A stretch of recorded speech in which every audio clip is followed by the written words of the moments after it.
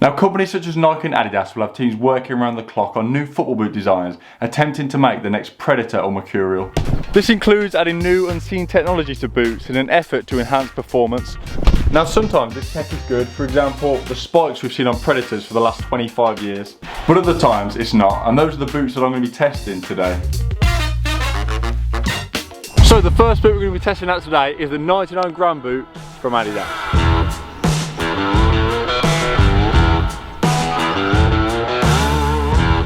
So these are the world's lightest football boots, weighing just 99 grams, and that sounds like a good thing, right? Quicker, more agile, better for skills, but there was a few problems. They're pretty much unusable in a real game of football. There's no protection whatsoever, and the durability is terrible, all caused by the fact they are paper thin. But I think Adidas knew this, which is why they only released a limited number of pairs. I think they just wanted to be the company that made the world's lightest football boot, and they didn't really care too much about how they actually performed. Now I guess the first question is, what do a pair of 99 gram football boots actually feel like on feet? And the answer is very, very thin, and obviously very light. I certainly wouldn't feel comfortable playing a proper game of football with these just because of how little protection they've got on them.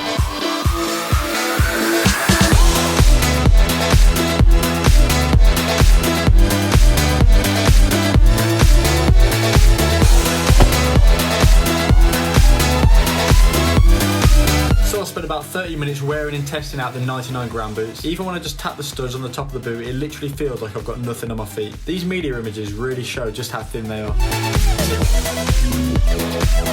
But to be fair, I can't argue with the fact they did make me feel very quick.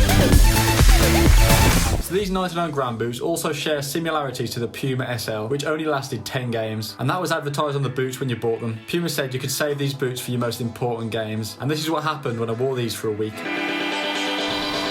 Just to recap on the 99 gram boots, cool concept, but realistically just not practical in a real game. Next up we have an iconic pair of boots that was super popular, but they definitely came with a few issues, and one of the issues involves cat wee, but we'll get to that later. The first problem was to do with these pink pads inside the boot. What I've heard is because so many people complained about the pad inside that basically you're having to sign warranties when you bought these to basically say, I won't return them for blisters, because it was just all too common. So comfort was a major problem with these boots, so I decided to try them out for 30 minutes and see how they felt. I mean, they were really popular and they look cool, but comfort wise, I could already feel that padding, like, you know it like fits in there. Yeah. I can see why that would cause blisters for a lot of people. Right, so before we test them, there was one more thing that was a big problem with these boots. So, like, this is honest story. Watchdog did like a documentary sort of program on Nike football boots, and back in the day they used to smell so bad after you played in them, they were wet. They smelled like cat urine. So I swear down, and like Nike got in trouble and they had to offer either exchanges or refunds for boots where you had that problem. So I actually did some research on this, and it turns out it's quite a common problem. But I had a pair of Vapors, they smelled like cat pee, and believe it or not, this was actually a manufacturing defect. But back to the main problem, the comfort. Let's test them out.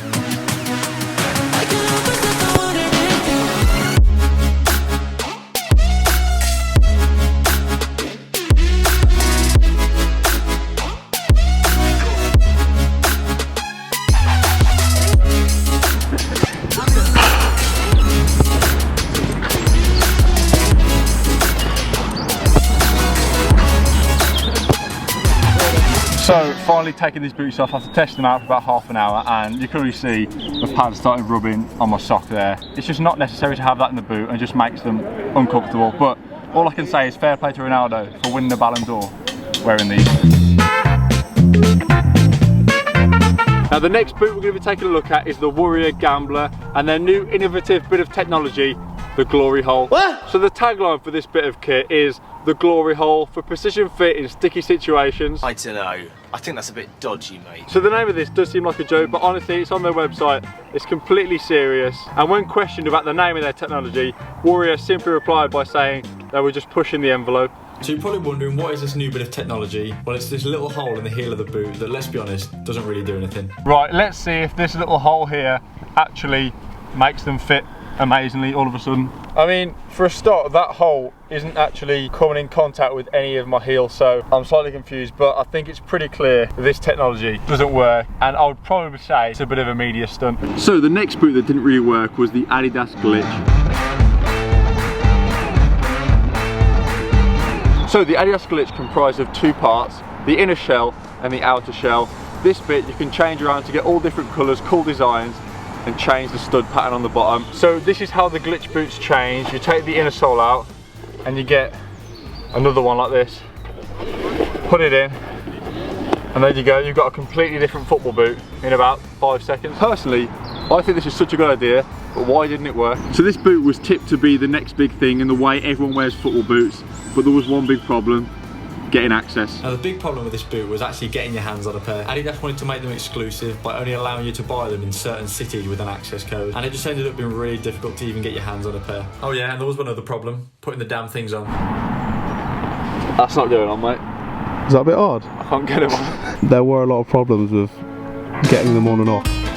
You even close? I can't get them on. What size are they? 9.5. Let's see if you can slide that over. So we're getting the inner on. What, is this how you're supposed to get them on? It's close, but it's... Yeah, you can do it two ways. You can do it over how I... Go on, Key! I don't think I'm going to have to test it. It's taking you about 5 minutes. So on. I'm going to just wear them like, Go on. How you feeling, Key? I'm knackered just getting these things on, honestly. They're pretty cool though.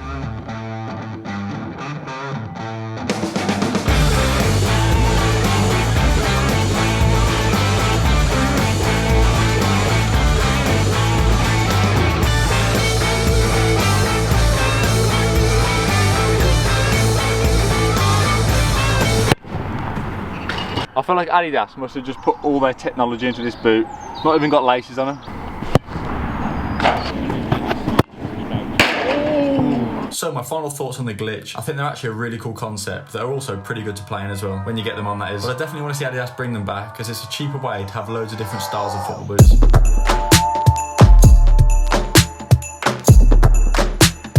Now the next bit of technology that didn't quite work out was carbon fibre on the bottom of football boots. It looks really cool, it's super lightweight and it's very responsive, but that all comes at a price. The durability is terrible.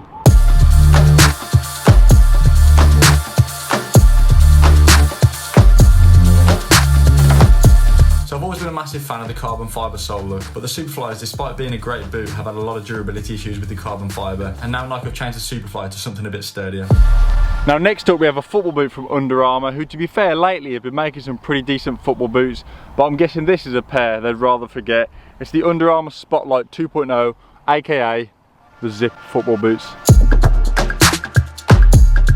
So these boots do have laces and the zip is used as a lace cover, but I can't help but think it would have been more practical to use Velcro. So as you can see, there is laces on this boot, so you tie the laces up and then you cover it up with a zip like this.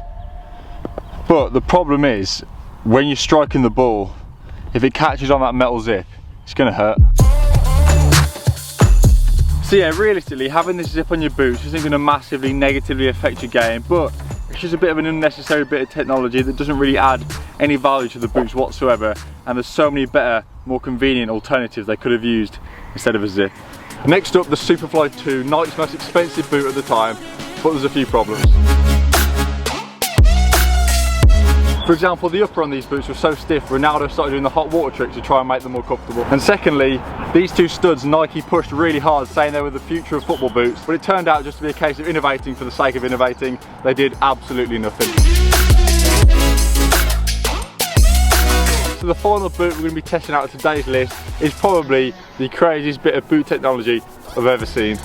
It's the toe poke football boots.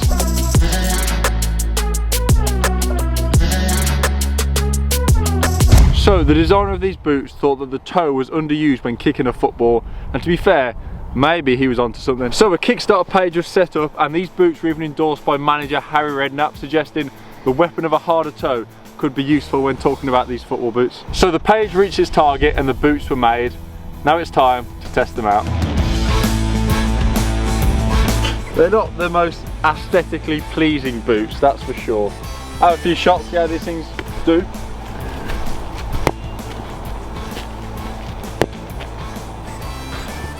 That wasn't too bad. Left foot.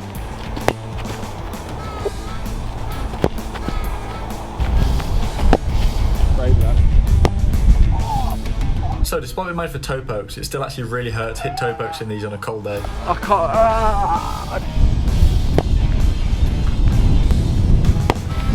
I'm aiming for bottom left. Toe poke boots, fun to test out and have a laugh with, but realistically, it's hardly surprising that they didn't catch on.